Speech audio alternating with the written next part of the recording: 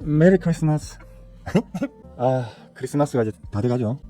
작년 크리스마스 때 뭐 했더라. 어쨌든 조금 있으면 크리스마스고, 또 조금 있으면 이제 또 신정설입니다. 또 금방 부정설 되죠, 그죠? 그리고 눈 깜빡하면 내년 신학기 입학도 시작될 거고요. 아, 날짜 잘 갑니다. 나이를 어디 가면 이제 그 총각이라는 말보다 거의 총각 뭐 이런 말보다는 아저씨라는 말을 듣기 시작할 때부터 한 해 한 해 가는 게 너무 빨라요. 네, 바바 여사님, 아라씨, 굿모닝. 양봉씨도 좋은 아침입니다. 예, 뭐 양봉씨께서도 한 살 더 드시는 거 축하드립니다. 꼭 많이 드시고 혼자 2살, 3살 더 드셔도 말리지 않겠습니다. 그냥 뭐랄까, 날씨가 쌀쌀하니까 왠지 좀 벌써 연말이 왔나? 그런 느낌이 드네요. 아직 한 달 남았는데, 그죠? 한 달 남았는데 그냥 살짝 센치해집니다. 그렇고요. 일단 보자. 원달러 환율 상황이 가장 중요하니까 지금은 원달러 환율만 보자고 얘기했죠, 그죠? 근데 수렴 장기 수렴을 거치고 난 이후에 단기 수렴으로 들어가서 위로든 아래로든 튈 거예요 했는데 기대처럼 아래로 튀는 게 아니고 위로 살짝 튀는 느낌이죠. 기분 안 좋아요. 기분 안 좋아요. 아래로 튀어줘야 돼요. 근데 실질적으로 지금 그 원달러 환율, 그러니까 원화가 지금 평가절하 당할 만한 이유가 있긴 하지만 공식적으로는 없죠, 그죠? 달러가 좀 뭐 저는 군사 전략 뭐 전문가는 아니기 때문에 잘 몰라요. 잘 모르는데 이제 러시아 우크라이나 간의 어떤 전쟁이 막판 격화 분위기인 것 같긴 해요. 트럼프 엉아가 집권을 시작하면 그날 바로 전쟁을 그냥 끝내버리겠다. 협박하겠죠, 그죠? 푸틴한테 하는 협박보다는 아마 이제 젤린스키한테 하는 협박이 좀 강하게 들어갈 걸로 봐요. 푸틴 엉아가 협박한다고 순순히 들어줄 뿐도 아니고 결국 젤렌스키한테 협박을 할 거예요. 손 뗀다? 손 떼고 리소스 다 그냥 회수한다 이래버리면 답답한 건 젤렌스키밖에 없죠. 그래서 지금 대충 얘기 나오는 건 그렇더라고요. 야, 지금까지 땅 따먹게 해놓은 거 그거 그냥 그걸로 합의 보자. 휴전이든 정전이든 어쨌든 간에 야, 이미 뺏어 먹은 땅은 그냥 줘버려. 그렇게 해서 끝내자 라는 식으로 갈 확률이 지금 점점 커지고 있다고는 하죠. 그러면 아마도 이제 트럼프 엉아가 이제 취임하게 되는 1월 말 이전까지 이제 이번 11월 며칠 남았죠. 그다음에 12월, 그다음에 1월까지 대충 한 70일 정도, 70여일이 남아 있는 건데, 70일, 60일 정도 남아 있는 건데, 그 안에 한 뼘이라도 젤렌스키는 한 뼘이라도 더 복구하기 위해서, 또 푸틴어와는 한 뼘이라도 더 처묵처묵하기 위해서 아마 이제 마지막 광기들을 보여줄 걸로 다 예상을 하더라고요. 저도 그렇고요. 왜냐면 우리나라도 그랬잖아요. 우리나라도 6.25 전쟁 때, 6.25 한국 전쟁 때. 처음에 쳐들어 내려왔다가 서로 어느 정도 힘의 균형이 맞으면서 고착화되어가지고 지지부진하다가 마지막 이제 53년도에 최종 협상 타결을 앞두고는 그 유명한 고지전이라는 영화 보셨을 거예요, 그죠? 한 뼘이라도 산봉우리 하나라도 더 먹기 위해서 진짜 완전히 뭐 갈아 넣었죠, 그죠? 그때 엄청나게 많이, 오히려 그때 진짜 엄청나게 많이 돌아가셨다 하더라고요. 우리 국군 장병들께서도. 북한 측도 보면 인민군들 완전 달려나갔고요. 그래서 아마 러시아와 우크라이나 간의 전쟁 양상도 그런 식으로 흘러가지 않겠나. 그러면 계속해서 어쩔 수 없이 올 연말 내년 초까지는 이제 격화되고 있는 어떤 전쟁의 양상 소식을 우리는 계속 듣게 될 거고, 그게 어떤 세계의 어떤 정세에 불안감을 줄 거예요. 또 그게 우리나라뿐만 아니고 전 세계의 지수에 어느 정도 일정 부분 반영은 될 거고요. 그러니까 뭐 핵을 쏘니 많이 뭐 이딴 협박을 좀 푸틴 엉아가 하다 보니까 또 그런 불안감에 대한 부분도 있을 것 같고요. 이럴 때는 어쩔 수 없죠, 뭐, 그죠? 좀 수비적으로 대응하되 방산주라든지, 그죠? 사람 쳐 죽이는 그런 어떤 무기를 만들거나 혹은 방어를 해주는 무기를 만들거나 아니면 어떤 뭐 기본적인 군 관련 설비 혹은 뭐 잡다한 어떤 제품들을 만드는 그런 기업들을 아직은 계속 쳐다봐야 될 것으로 본다. 또 전쟁이 끝나고 난 이후에도 아마 뭐 한번 뒤였던 그 유럽 쪽 국가들이 스스로의 어떤 그 무장에 대해서 좀 더 관심을 가질 수밖에 없겠죠. 언제 어떤 일이 벌어질지 모르는 거니까. 푸틴 엉아가 진짜 우크라이나를 다 때릴 줄은 거의 예상 못했죠, 대부분이. 그렇기 때문에 너무 거창하게 얘기 나왔네. 꼴랑 방구석 전문가가 그냥 여러분들한테 주식은 이렇게 하는 거예요, 뭐 이런 얘기나 겸손하고 소박하게 하는 방송에서 너무 거창하게 나왔어요. 결론인즉슨 일단 아직은 지수가 안정적으로 그냥 막 대차게 말아 올릴 만큼 편안하진 않다. 그래서 원달러 환율도 좀 기분 좋게 좀 탁탁탁 내 마음대로 움직여주진 않아서 좀 불만스럽다. 다만 삼성전자는 지금 좀 달라요. 삼성전자는 제가 말씀드린 대로 58,000원부터 저항 받을 거야 했는데 57,500원 찍고 난 이후에 지금 운동 1, 2, 3, 3개가 달렸습니다, 그죠?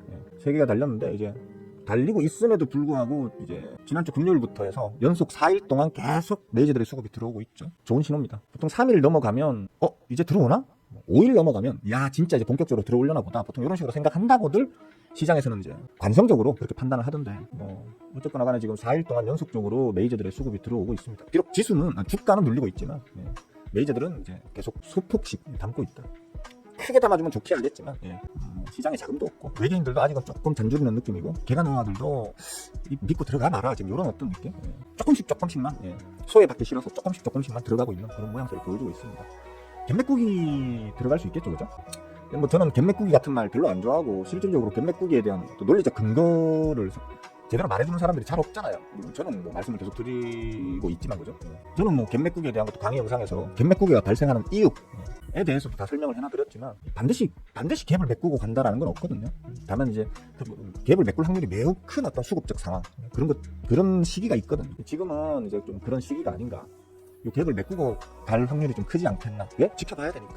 지금 뭐 그냥 주가는 올라가는데 내가 소외될까봐 막 미친듯이 따라 붙는 그런 장세는 아니란 말이에요. 전부 다 따라 붙어 마라 하면서 조금 수비적인 어떤 스탠스로 대응을 하고 있는 그런 장이기 때문에 요거는 메꾸고 가지 않겠나 하는 생각이 듭니다. 아마 요거 메꿔질 시점, 그러니까 아마 이게 54,000원 정도 되죠, 그죠? 54,000원 혹은 뭐 살짝 눌러서 53,000원 정도 되면 그때부터 메이저 영화들이 조금 더 올라타는 비중을 좀 늘려볼까 하면서 들어올 확률이 커질 거라고 일단 봅니다. 그렇기 때문에 뭐 지금은 삼성전자가 우리나라의 뭐 그 전체 지수를 삼성전자가 대박살을 내놓은 상태거든요, 혼자서. 근데 지금 삼성전자가 어떻게 잘 살아나느냐가 사실 우리 지수의 방향성에 지금 큰 영향을 끼칠 거란 말이에요. 평상시에도 그렇지만 특히 지금이 더 그런 상황이기 때문에 좀 예의주시하면서 삼성전자가 어떻게 움직일지 한번 지켜보셔야 우리 지수의 방향, 꼭 지수에 또 속해 있는 여러분들이 들고 계시는 종목들의 방향을 미루어 짐작하기에 좀 더 용이하다 정도로 좀 이해하고 계시면 될 것 같고요. 괜찮을 걸 봐요. 삼성전자뿐만 아니고 삼성전자도 괜찮을 거고 삼성전자로 인해서 반도체 섹터 전반의 어떤 투심도 좀 더 좋아질 테고 그러면 뭐 당연히 시장 전체의 분위기도 좋아지고 그게 우리 지수의 우상향의 어떤 이제 시발점이 될 수 있지 않겠나 이렇게 보고 있기 때문에 다시 말씀드리지만 원달러 환율이 좀 지랄인데 그래도 아직은 1,400원을 기준으로 해서 힘싸움을 계속 하고 있는 중이고 우리나라에서도 뭐 소극적 환율 방어를 지금 지속적으로 해주고 있는 중이기 때문에 계속 말씀드렸다시피 저번부터 계속 말씀드렸다시피 1,400원을 강하게 뚫어올려서 저번처럼 막 1,400 몇십 원까지 올라가고 이럴 일은 없을 거라고 저는 일단 보고 있으니까 한번 지켜보자고요. 지켜보고 신용이 좀 많이 이제 떨려나가죠, 그죠? 제가 말씀드렸던 대로 날짜는 하루 이틀 좀 차이 나죠. 왜 신용이 안 떨려나가지? 신용이 떨려나가야 되는데 반대면에 좀 터지지 않았나 했는데 안 터졌다가 그 다음 날인가부터 이제 터지기 시작했어요, 지금. 그래서 지금 신용이 가파르게 머가리를 팍 숙이고 있어요. 좋은 신호겠죠. 그건 좋은 신호고 다만 예탁금은 여전히 쉽게 말하면 시장의 여유 자금은 여전히 없다, 약하다. 그렇기 때문에 미친 듯한 대폭등까지는 현재로서는 좀 기대하기 힘든 자금 상황이다 정도로 이해하시면 되겠고 어제 미국장도 그냥 전반적으로 그냥 부합세로 끝났어요. 그냥 쏘쏘한 4대 지수가 모두 그냥 어떤 놈은 살짝 강보합, 어떤 놈은 살짝 약보합 뭐 이런 식으로 해서 끝이 났습니다. 필라델피아 반도체가 0.7이면 많이 빠진 거 아니야? 뭐 이렇게 생각하시는 분들도 계시겠지만 미국 4대 지수 중에서도 필라델피아 반도체는 우리나라의 2대 지수 중에 코스닥처럼 변동폭이 커요. 강보합 나올 때는 강세가 나올 때는 아주 강하게 변동폭 크게 올려주고 반대인 경우에는 변동폭 크게 낮춰주거든요. 0.7 정도는 그냥 좀 귀여운 수준이라고 생각하시면 되기 때문에 어제 미국 4대장도 그냥 부합세 정도로 끝이 났다 이렇게 보시면 되고요. 그 외에 뭐 일본, 타이완 그리고 뭐 유럽 이런 쪽 보시면 특히 유럽은 젤렌스키 영화랑 그 푸틴 영화가 지금 으르렁거리고 있고 그게 이제 아까 말씀드렸다시피 좀 더 당분간은 더 좀 시게 치고받을 것 같다고 지금 누구나 다 예상할 수 있잖아요, 그죠? 한 뼘의 땅이라도 더 자기 걸로 이제 확정 짓기 위해서 더 시게 이제 들이받을 건데 바이든 영화가 허락도 해줬고 그죠? 야 미사일 싸갈겨 씨. 어차피 나 조금 있으면 난 대통령에서 쫓겨나. 너가 맘대로 하면 싸갈겨봐. 지금 이렇게 해놓은 상태이기 때문에 당분간 아마 좀 더 격화되지 않겠나라는 우려 때문에 유로 증시도 약세를 면치 못하고 있고 유로 증시의 가장 대장주라고 할 수 있는 독일도 비리비리합니다. 여러분은 전쟁 여파라고 보시면 되겠고요. 그럼에도 불구하고 전반적으로 시장은 방금 보여드렸다시피 미국 장도 우리 장도 쏘쏘한 이제 어떤 봉합세 정도로 지금 하루 이틀 2, 3일 보내고 있거든요. 그러니까 장은 이제 좀 안정을 찾기 위해서 자기 자리를 찾아가기 위해서 이제 숨고르기를 하고 있다 정도로 생각하시면 될 것 같습니다. 이럴 때는 늘 말씀드리지만 본인들이 째려보시던 수급 좋은 제 채널에서 열심히 공부하신 분들은 최소한 수급이라든지 그죠? 기본적인 맥점이나 파동에 대한 이해 정도는 있으시잖아요, 그죠? 그런 걸 보고 야 수용한테 배운 지식으로 판단했을 때 괜찮은데? 괜찮은데 지금 아직 조금만 비싸네. 요거 요 자리까지만 와주면 내가 냉큼 낼름 담아버릴 것 같은데 이런 어떤 종목들 지금은 이제 조금씩 이제 좌담아가지고 그죠? 좌담아가지고 기다려 보시면 좀 좋은 성과가 있을 만한 시기가 곧 오지 않을까 그렇게 보고 있습니다. 또 뭐 말씀드릴 게 있나? 당장 오늘은 지루해도 조만간 아주 좋은 시장 올 거야 정도로 이제 정리할 수 있겠네요. 자, 개장 시간이 한 10분, 9분 정도 남았습니다. 저도 제 거 먹튀 좀 하고요. 먹튀하고 5분, 10분, 9시 5분, 10분 정도에 다시 또 시부를 거지만 그냥 뜬구름 잡는 얘기만 하다가 끝나지 않게 여러분들이 혹시 궁금한 거는 잘 모르겠다 라거나 혹은 공부하고 있는데 이해가 잘 안 된다라거나 이런 거 있으면 기타 없이 질문을 좀 해주세요. 그러면 답변 해드릴게요. 질문 없으면 뭐 그냥 방송 그 시간에 그냥 방송 끝내는 걸로 그렇게 하고요. 할게요. 참 어제 이거는 참 말씀드려야 되나? 어제 제가 2개를 먹튀했는데 2개 다 상한가에서 먹튀했어요. 엄밀히 얘기하면 상한가를 2개 먹은 건데 엄밀히 얘기하면 상한가를 2개 먹은 건데 어쨌든 하나는 잘 턴게 되고 하나는 틀려버린 게 되는 그런 종목이 2개가 있었어요. 그 중에 하나가 제가 이제 아침에 개장 방송 할 때는 팔까 말까 고민스럽네요.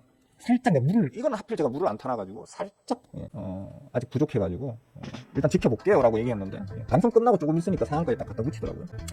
그래서 놔둘까 이제 내일 추가 수익 좀 더 볼까 이렇게 고민을 좀 했었는데 그냥 팔았으면 더 귀찮아서 뭔 이 종목 하나로 부귀영화를 벌더라고 신경 써가면서 쳐다보고 있겠나 싶어서 또 그리고 내가 팔고 난 다음에 장중에 깨져버려라 이런 마음으로 제가 그냥 팔고 그냥 천에 빼고 갔는데 상한가에서 계속 버티더라고요. 온라인들 로고스 바이오입니다. 로고스 바이오. 저한테는 로고스 바이오라는 이름이 훨씬 더 익숙한 이유가 이게 온라인드라는 이름으로 이름 바꾸기 전까지 이걸로 제가 몇 번을 해먹었거든요. 진짜 징그럽게 많이 해먹었던 거거든요. 그래서 저는 로고스라는 이름이 훨씬 더 저한테는 좀 애착이 가고 돈을 많이 벌어준 이름이라서 정이 가는 이름인데 온라인드로 바꿨습니다. 늘 하는 얘기지만 사람이든 기업이든 이유 없이 이름 바꾸는 거는 좀 의심을 해라라고 얘기하죠. 근데 뭐 단기로 잠깐 들어가서 수급이 너무 좋고 자리가 너무 좋으면 단기로 잠깐 들어가가지고 수익만 탁 먹을 거 먹고 도망 나오는 거야 얼마든지 해도 되는 거잖아요. 그죠? 여자가 이름 자꾸 바꾼다고 해서 그 여자 애초에 안 사귀면 나만 손해겠죠. 그죠? 손도 잡아보고 먹고도 해보고 할 수 있는 거잖아요. 데리고 안 살면 되지. 안 그렇습니까?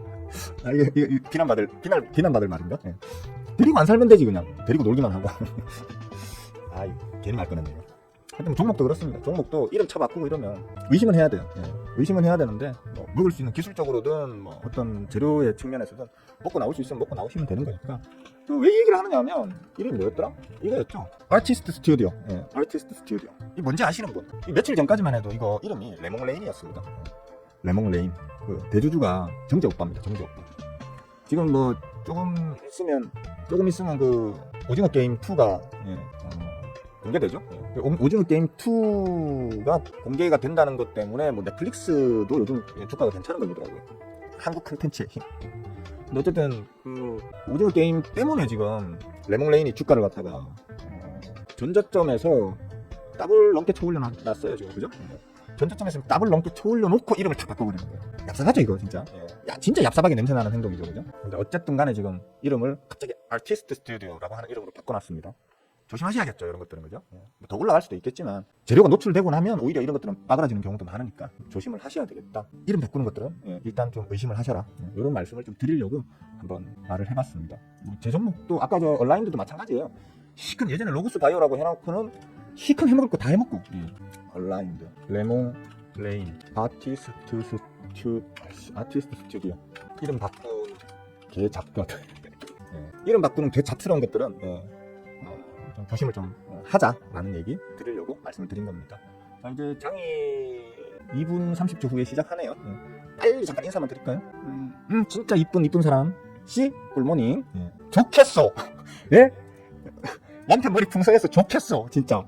이렇게 치사해가 내가 머리 심는다 진짜. 이렇게 말하면 사람들이 내가 대머리인 줄 오해하실 것 같긴 한데 대머리는 아닙니다. 그 풍성하던 머리, 그 단단하던 머릿결이 지금 이제 가늘어지고 한 10년 환자로 지내면 다 그렇게 된다 하더라고요. 먹는 약의 부작용도 머리가 빠지는 게 또 부작용이라 하고 머리카락이 가늘어지고 숱이 적어지면서 좀 뭐라고 해야 돼? 서글픕니다. 심는 수가 있다 진짜. 근데 딱딱한 그 흑돼지 털로 심어버리는 수가 있습니다 진짜. 좋겠습니다. 그래 신랑 머리카락 긁어서 머리카락으로 깔 게 없긴 하더라 양봉씨가. 유신근씨 굿모닝. 풍경씨도 어서오세요. 동희씨 할로. 네버다이씨 반갑습니다. 짜증나.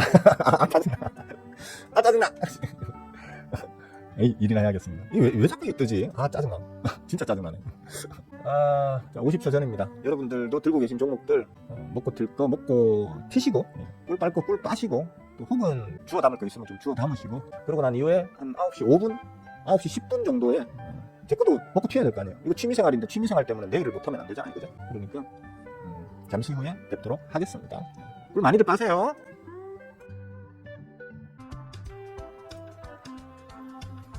완주 아저씨 어서 오세요. 반가워요. 아유 귀찮아. 일하기 싫어.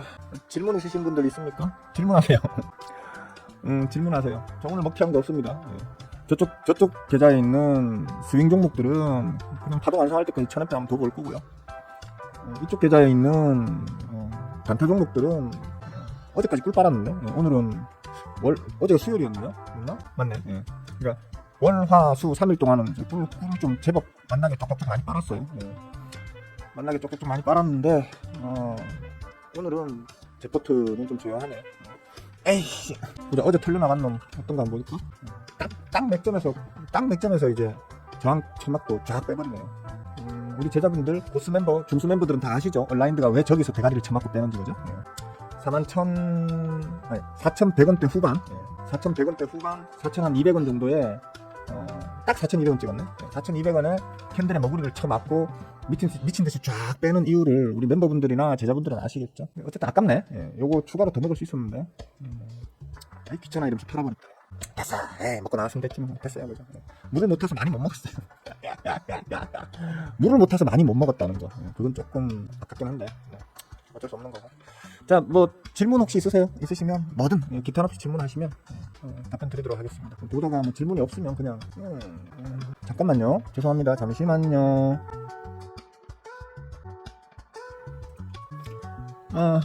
에디형 어서 오십시오. 반가워요. 적정주가 산출 시 수익이 마이너스일 때는 어떻게 산정할까요? 적정주가 산출 시 수익. 적정주가라는 게 무슨 뭐 PBR, PER, ROE 기준으로 그렇게 적정주가 말씀하시는 거예요? 뭐 아니면 뭘 말씀하시는 거예요? 목표가 말씀하시는 거예요? 에디형께서 잡으신 목표가 말씀하시는 거예요? 아니면 제가 강의 영상에서 가르치고 있는 지표 기준으로 한 적정주가 산출하는 걸 말씀하시는 거예요? 둘 중에 어떤 거? 지표 기준? 뭐 오버슈팅은 좀 나올 수가 있긴 하잖아요, 그죠? 보통 일반적으로 목표가를 잡을 때 저는 항상 목표가도 사실 겸손하고 정확하게 잡잖아요. 그러니까 제가 예를 들어 목표가를 10,000원으로 잡은 종목이 있다고 칩시다. 그러면 사실 10,000원은 제가 아주 겸손하게 잡은 거다 보니까 장중에 슈팅이 터지면서 이게 뭐 1,500원, 11,000원, 12,000원까지 오버슈팅 갔다가 눌릴 수도 있는 거잖아요. 그러니까 그런 거는 장 상황에 따라 대응해야 되는 거고, 만약에 들고 계신 종목인데 지금 현재 적정주가가 예를 들어 들고 계신 종목이 현재 10,000원이야. 10,000원인데 이걸 갖다가 내가 한 13,000원에 사둔 거예요. 근데 요거 적정주가는 14,000원이야. 근데 그렇기 때문에 아니지 12,000원이야. 맞나? 내가 산 거는 13,000원에 사놨어. 근데 적정주가가 그 기준 지표 기준으로 봤을 때 뭐 12,000원이야. 그래서 그 적정주가까지 갔는데 내가 산 건 13,000원이다 보니까 1,000원이 모자라네. 그래도 뭐 어쩔 수 없죠. 털어야지. 아니면 밑에서 물을 타든지. 그러니까 내 목표가까지 간다는 어떤 확신이 있을 때에는 물을 타셔야죠. 그러니까 평단가를 더 낮추셔야죠. 가급적이면 더 낮추셔야 되고, 그리고 늘 말씀드리지만 기술적인 적정주가를 찾기 위해서 이런 지표들을 이용해서 적정주가를 찾을 수 있다라고 제가 가르치고는 있지만, 사실 세력지라는 세력왕학께서 그런 거 알바노로 하시겠죠, 그죠? 세력지라는 세력왕학께서는 내가 올리고 싶으면 올리는 거지 뭐 알바노 뭐. 관리 종목도 막 3배 4배씩 쳐 올리는 게 세력왕하기 때문에 재료를 뭘 얻느냐에 따라 다른 거잖아요. 그러니까 일단은 본인이 저한테 배우신 어떤 내용으로 잡은 목표가를 기준으로 매매를 하시는 게 기본적으로는 맞고요. 그게 아니면 예를 들어 풀매집돼 있는 종목이 있어요. 얘가 이제 바닥을 이제 파동의 저점을 잡고 난 다음에 이제 막 쳐올리고 있는 중이야.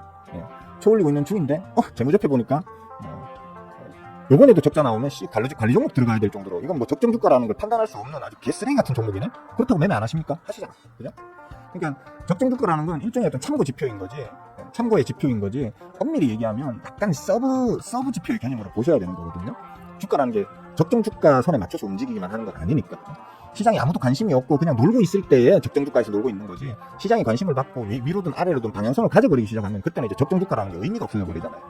그런 부분을 좀 참고하셔가지고 나의 어떤 공식, 나의 이론으로 매매하시는 게 맞는 거지 너무 적정 주가에 연연하실 필요까지는 없거든요. 예를 들어 지표 기준으로 해서 퍼 기준으로 하게 되면 제가 말씀드리잖아요. 퍼 기준으로 곱하기 얼마 하면 된다고 그랬죠. 뭐뭐에 곱하기 얼마 하면 된다고 제가 말씀을 드렸어요. 그러면 그게 그냥 적정 주가예요. 그리고 실질적으로 세력이 특별하게 어떤 액션을 취하지 않을 때, 혹은 메이저가 특별한 액션을 취하지 않을 때, 그리고 어떤 시장에서 이 종목에 어떤 주가 영향을 끼칠 만한 어떤 재료가 없이 너무 조용한 종목의 경우는 대부분 그 적정 주가에서 놀고 있단 말이에요.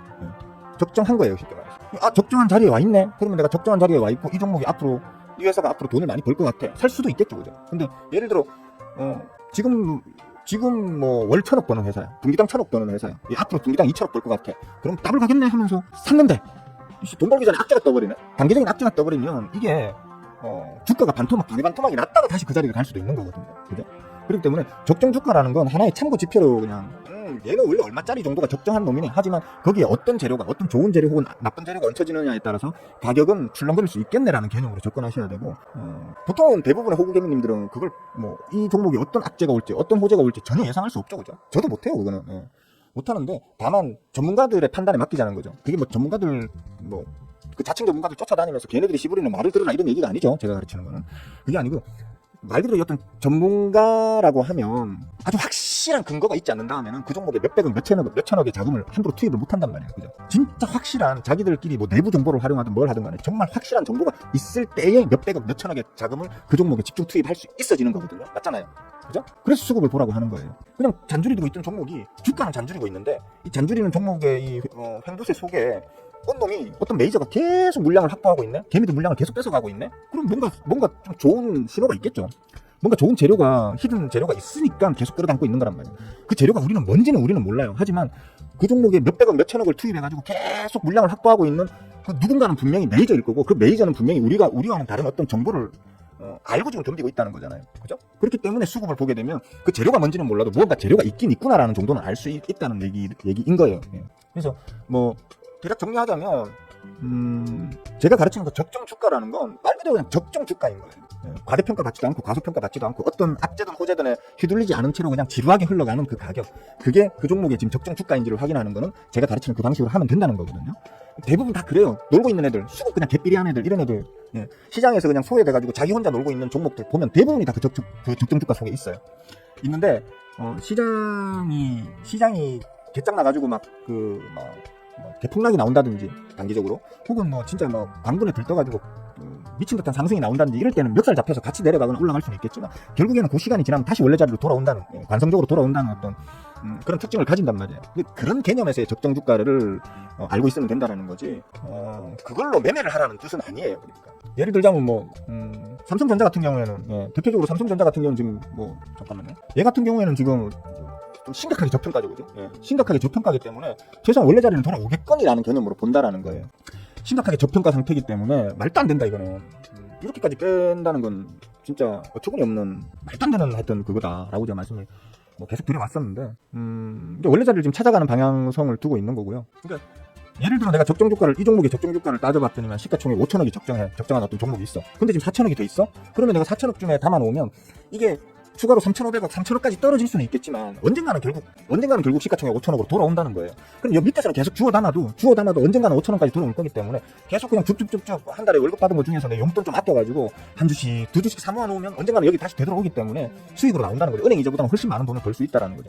그런 개념으로 접근할 때는 그렇게 하는 거고, 근데 그거보다 저는 좀 더 확실한 방법을, 확실하게 어떤 메이저들이 만들려고 하는 가격, 혹은 세력주 같은 경우에는 주포 세력 응화가 만들려고 하는 그 가격을 비교적 정확하게 예측하는 방법을 가르치고 있는 거잖아요, 그죠?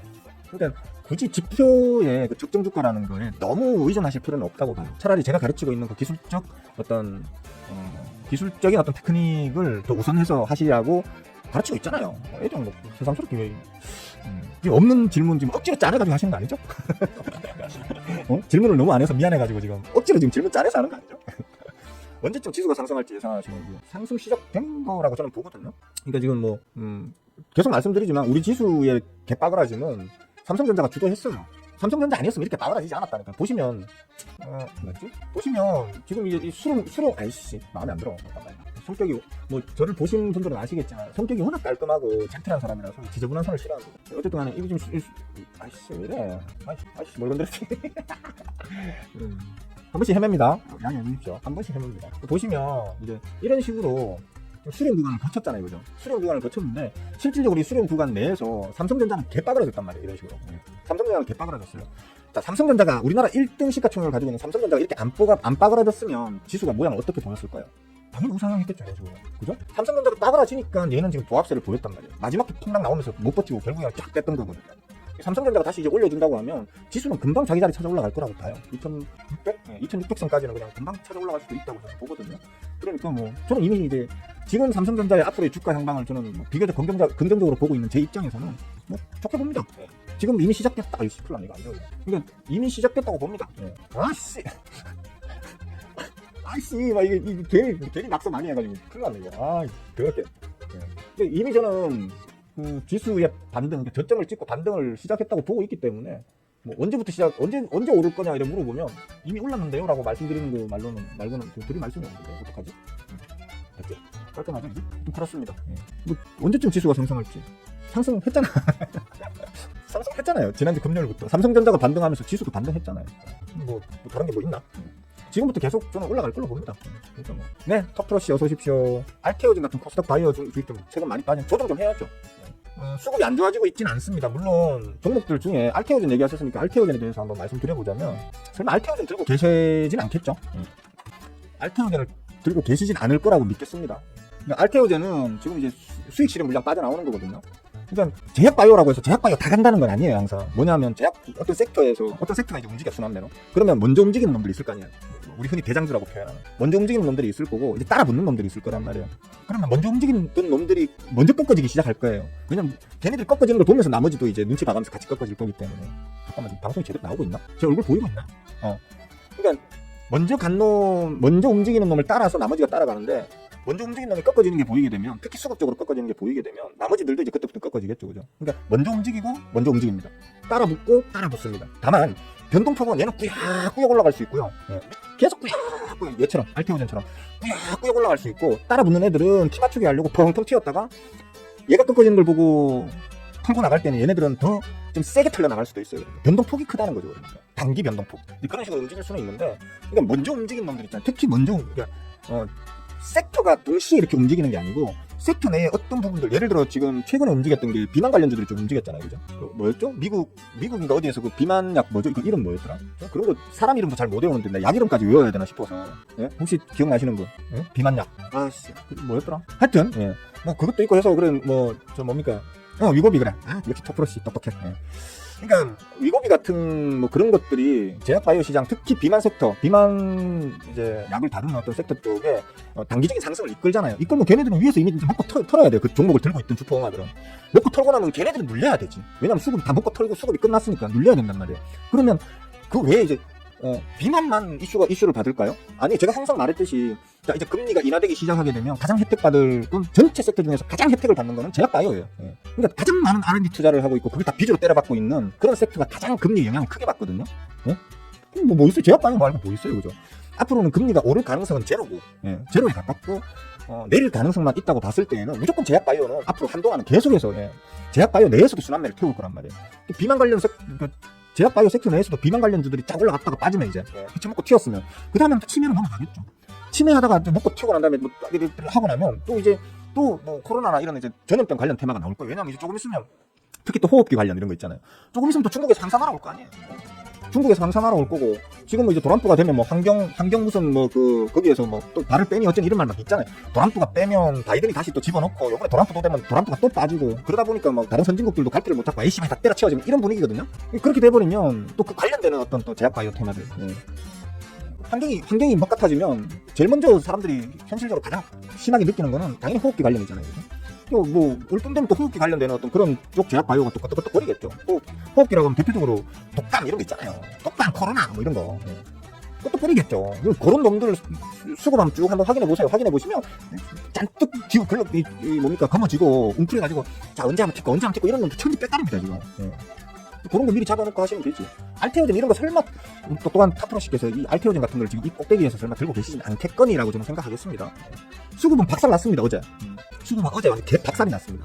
오늘도 아마 느낌적인 느낌으로 봤을 때는 추가로 또 개박살이 나고 있는데 더 개박살이 날 것 같은데 이제 기술적으로 단기 반등 정도는 한 번 정도 나올 수도 있을 자리긴 한데 수급이 너무 개박살이 나가지고 오늘도 만약에 수급이 개박살나면 단기 반등이 쉽지 않겠죠. 그냥 쭉 빼버릴 수도 있겠죠. 한 20만원, 20만원, 15만원 여기까지 한 방에 쫙 빼버릴 수도 있겠죠. 조심해야 되죠, 이런 거는. 우리 나쁘면 그렇다는 거예요, 우리 나쁘면.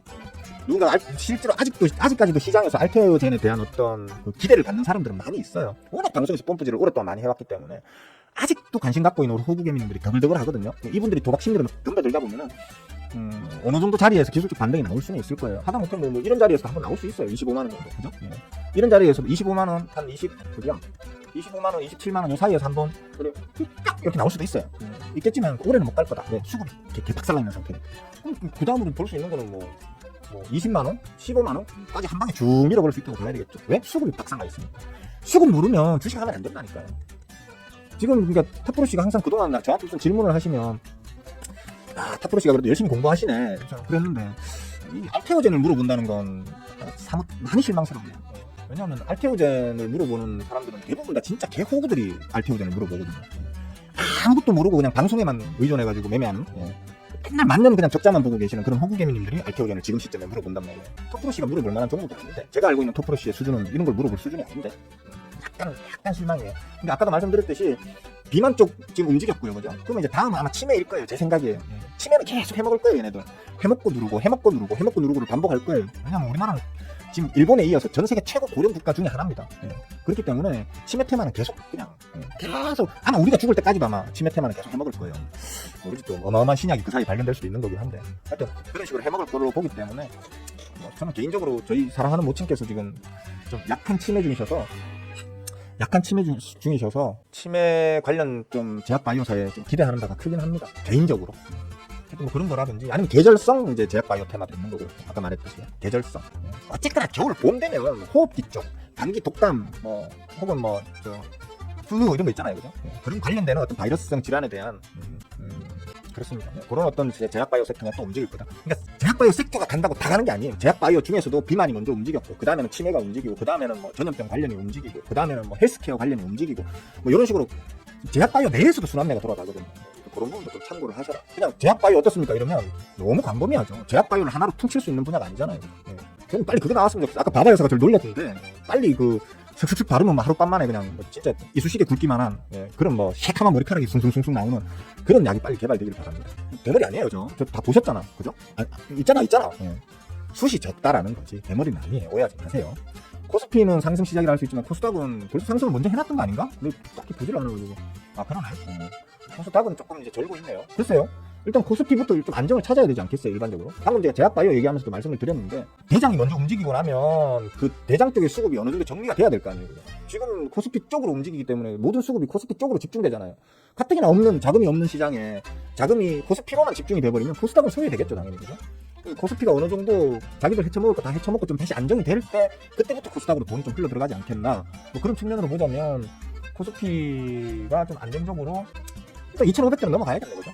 안정적으로 2,500대 넘어가서 2,500대 위에서 좀 숨고르기 하고 옆으로 좀 횡보를 해주면 그때 코스닥 쪽으로 이제 수급이 조금 이동하면서 좀 슈팅을 통통 내주지 않겠나라고 예상하는데 그것도 지켜봐야겠죠. 그건 지금 당장 자로된 듯이 그렇게 될 거야라고 말할 수 있는 부분은 아닌 것 같아요. 저는 언제 움직일까 이런 거 아시잖아. 애기형께서 제 성향을 제일 잘 아시잖아. 저는 이거 언제 오를까 이런 거 별로 사실 평상시 신경 안 쓰거든요.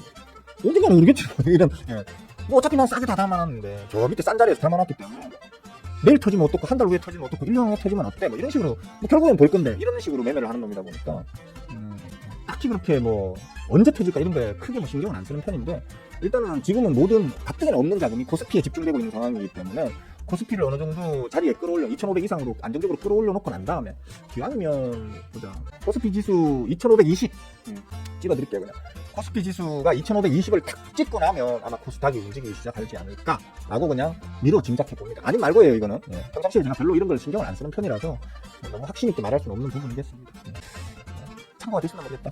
어제 갑자기 빠진 게 주가는 어제 갑자기 빠졌거든요. 주가는 어제 갑자기 빠졌는데 솔직히 잠깐만요. 주가는 어제 갑자기 빠진 게 맞습니다. 근데 수급은 11월달 내내 계속 빠졌습니다. 땡겨서 봐드릴까? 주가는 어제 갑자기 빠졌습니다. 그죠? 빠지고 오늘 추가 폭락이 나오고 있죠. 근데 메이저들의 수급은 이때부터 11월 달 내내 빠져나갔습니다. 단 하루도 빠짐없이. 단 하루도 빠짐없이 이 종목을 이 자리까지 끌어올렸던 주폭학께서는, 주폭하라기보다는 메이저들은 11월 달 내내 단 하루도 빠짐없이 계속해서 자기들 물량을 집어 던졌습니다. 며칠 동안입니까? 대장일 기준으로도 둘리였어, 열둘.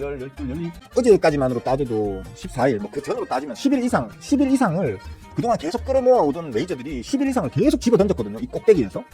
눈치 못 챘다고 그러면 수급 공부 전혀 안 하신 거죠. 그냥. 수급 공부 자체를 아예 안 하신 거라고 봐야죠. 저는 하루 단위의 수급을 체크하고 이해하거든요. 요 새끼 동안 빠져나가네? 요 새끼 동안 다시 담네? 대충 얼마나 담고 있네? 얼마나 털고 있네까지 저는 다 보거든요.